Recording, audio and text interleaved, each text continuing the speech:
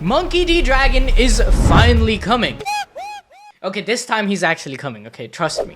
Like, Oda's foreshadowing in chapter 1064 of Shaka calling dragon, it's all coming full circle, guys, because a buster call has been issued to destroy the entirety of Egghead Island. Everyone from Luffy and the Straw Hats to Bonnie and even Vegapunk have been ordered to be eradicated by Saturn. The Gorosei doesn't even care about the preservation of Mother Flame Factory because the threat of Sun God Nika alongside the true power of the Buccaneer race is just too inconvenient to let free. In fact, Kuma's current existence shouldn't even be possible, as according to the laws of science, moving or let alone flying halfway across the world to reach Bonnie is beyond insane. Why? Well, as soon as he was captured by the Revolutionary Army, Saturn pressed a self-destruct switch. Of course, Vegapunk didn't want to create an outright weapon for the world government because we draw the line at bombs here. Not seraphims who can destroy mountains, but at a bomb, because Vegapunk doesn't want Kuma to be turned into a Alt-F4 machine. So when the button was pressed, all function of Kuma's being should have been turned into a vegetative state. However, this willpower to keep on fighting even after your consciousness has already left the body seems to be a special trait of the Buccaneer race. This is similar to how the Going Merry, an inanimate object, sailed from Water 7 to Eni's lobby to save the Straw Hats. She was able to do so by being soaked with the giant haki of the crew, leading her to gain a will of her own. But in the case of Kuma, it was the love for his daughter Bonnie that fuels him. Similarly, the giant robot we saw in Egghead that scaled the red line out of nowhere 300 years ago also was fueled by the same energy source, being haki. And since it awoke when Luffy went Gear 5, the specific haki it required was that of Joy Boy, which makes a lot of sense if we consider him to be the hero and freedom leader of his time, the same era as this ancient robot, where now this very robot along with Kuma will pave the way for Luffy and the Straw Hats to fly towards their next goal, Elbaf Bahoop. They're going to the moon, guys. They're going to the moon. Yusuf keeps trying to change it to Elbaf, but we all know they're going to the moon.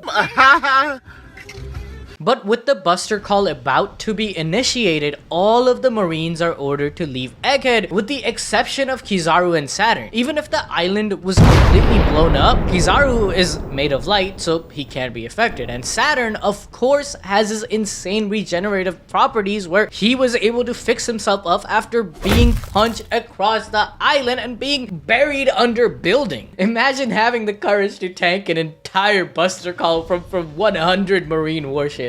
These guys are just built different. But while talking to Vegapunk, Saturn once again reaffirms the position of the world government. As Vegapunk begs to not have the island be destroyed and only he be killed, he's told that progress doesn't matter if it hinders the government. Even when Vegapunk says that this is for humanity, Saturn just shrugs it off because he doesn't see people as humans. Only thing the Gorosei and the world government care about is keeping their power, which goes against everything they preach about with justice and protecting the populace. Heck, they even get heavenly tribute similar to taxes to keep the world peace. But time and time again, we witness just how little they care for the common people. The technologies Vegapunk has built and stored in his island is life-changing to the world. For instance, just the wide weather control tech would allow for winter islands like Egghead to become warm and farmable, allowing for more people to be fed. But the government's justice isn't to protect and save lives, but rather to make sure their own people stay in power, i.e. the Celestials. Furthermore, Vegapunk had just sent out a ship from the island with innocents on board a day earlier. But this piece of shit, Buddha Saturn, ordered a whole-ass marine warship to go after them, just to prevent the slight possibility of someone existing on board with the knowledge of the Void Century. We can't have the people knowing that even without the world government, the world still ran just fine. Probably even better 800 years ago. He even blames Vegapunk for the deaths of everyone on this day and the innocents in that ship. Because if Vegapunk wasn't curious about the government and the truth, then the Buster Call would have never happened. Oh, brother, this guy stinks! While all this yapping is going on between Saturn and Vegapunk, Sanji takes this chance to send Bonnie through the robot vacuum towards safety. And he promises to save Vegapunk and bring him back. Which, by the way, means that bro has to fight not only Saturn, but Kizaru as well. Khatam. Bye bye. Tata. Goodbye.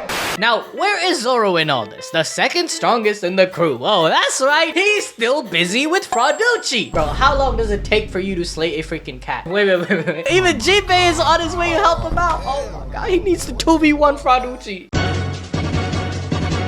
Okay, jokes aside though, we gotta give our boy Sanji some props, okay? I've been seeing all across Twitter, TikTok, Reels, like everywhere, Sanji is being disrespected every week. In Wano, everyone made fun of him for not being at the rooftop. They said Sanji isn't even part of the Monster Trio anymore. Bro got frozen by Saturn. He doesn't even have Conqueror's Haki. Oh look, Sanji likes Bonnie. She is 12. I bet he's on the list. But all this slander is being vindicated in the last 2 chapters. Without Sanji, Kuma would be destroyed right now. Without Sanji, Bonnie would be dead. So put some respect on the man who isn't scared of the Gorosei. But things aren't looking too hot for the Straw Hats because their original plan of using Vega Force 1 to escape the island can't happen because Kizaru destroyed it. Fear not though, as Brook freezes the clouds so that the ship can slide through, only to realize that they have no brakes. Oh no! Another person who can't catch a break is Bonnie. As her, Atlas, and Kuma are riding the vacuum, Kizaru cuts the whole tube in half. This causes all 3 to fling out into the open air where the pacifistas can start shooting at them. However, I don't think Kizaru will let that happen. He could have easily killed them right there on the tube, but he only sliced them out. And we all know about the ramen bowl incident of 1103, right? Where we suspect that it was likely Kizaru who took Luffy away for food. In the last chapter, his unclear justice was once again on display, where he clearly shows his emotional attachment to Bonnie, Kuma, and Vegapunk by telling us that he should have brought darker shades, basically saying that he wishes to be blind for the actions he is being forced to commit against his friends. But we shouldn't worry too much because Luffy has finished his meal. Okay, it's happening. Everybody stay calm. What's the procedure, everyone? What's the procedure? Stay calm. So next chapter, when the pacifistas are about to blow the trio into pieces, Monkey D. Luffy will appear to save the day once again, which will give us the fight we've been waiting for against Saturn. This fight will mark the end for the Gorosei, and Luffy likely will have to figure out a way around the Gorosei's regeneration powers. Meanwhile, the egg that is the island will keep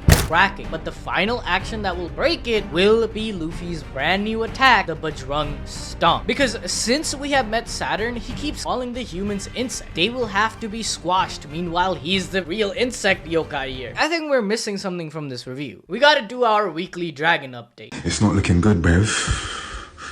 It's not looking good. Okay, I know every single review we keep saying that Dragon is almost there. He's on his way. Look, in chapter 1103, he knows Kuma is going to Egghead. That means he will come save his friend, right? He is the wind. He can just zoom in anytime. But at this point, guys, I'm kind of getting tired. Every week, a new chapter drops. I come on Discord and I get tagged. Where is Dragon, Sid? Did he show up? Are they at the moon yet? Did Sanji do something? It's getting too much, man. The losses we are suffering by betting on Monkey Deadbeat Dragon is just too much. It might be time to sell the stocks. wait, hold up. What's that? Who saved that Vegapunk ship? How did the Marines battleship get destroyed? It is Dragon. Oh, shit.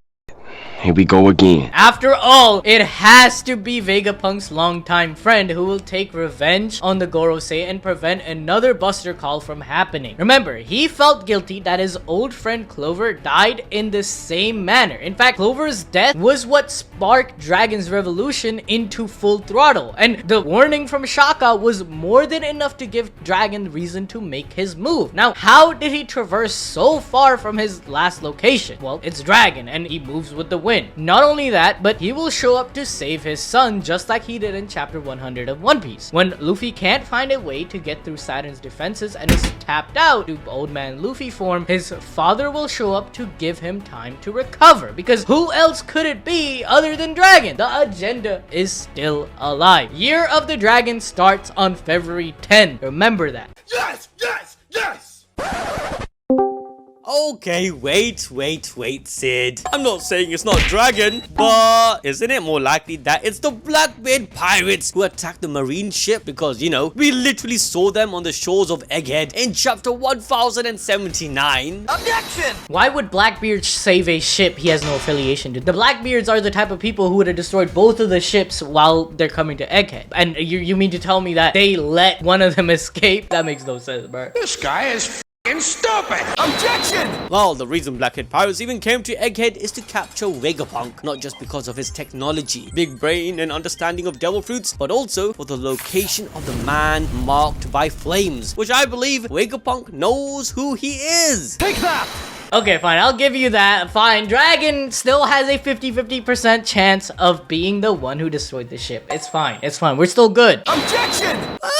Did you also forget about chapter 800, which is a hint towards the Grand Fleet coming to Egghead as well? Objection! Why are you bringing up chapter 800? We're on chapter 1100. Like, bro, Luffy didn't even know Rio. What the hell does that have to do with the Egghead incident? I'm blocking you. That was the dumbest shit I heard all day. Come on, Sid. In chapter 800, after Luffy and the Grand Fleet captains share the cup of sake, the narrator tells us that these guys grow in power and will be part of a great incident of historic proportion. But the story was yet to be told. Now tell me, which other great incident the papers keep talking about? The Egghead incident. Take that!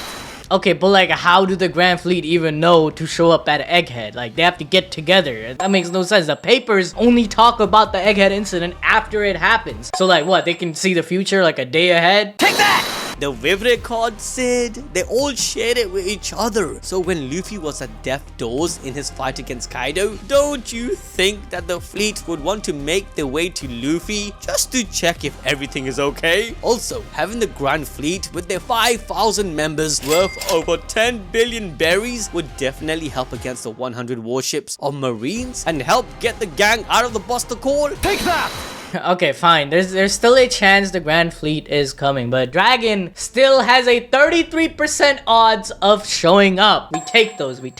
Nah, you know, it could also be Buggy. What? Why would Buggy show up? Because he's the future Pirate King and has made his declaration to go to Laugh-Tale. The news of Luffy's attack on Vegapunk has already spread, and if Mihawk, Crocodile, and Buggy want to take part, who better to target than the Straw Hat? Alright, now I'm done with this. Okay, Dragon still has a 1 in 3 chance. The Buggy shit doesn't matter. We're still putting Dragon on the thumbnail. Dragon is coming, you guys. Remember this. If you guys want to know more about Jinwoo's shadows and abilities, then watch this video on screen right now. But Dragon is coming. Say it in the comments. Dragon is coming, and they are going to the moon.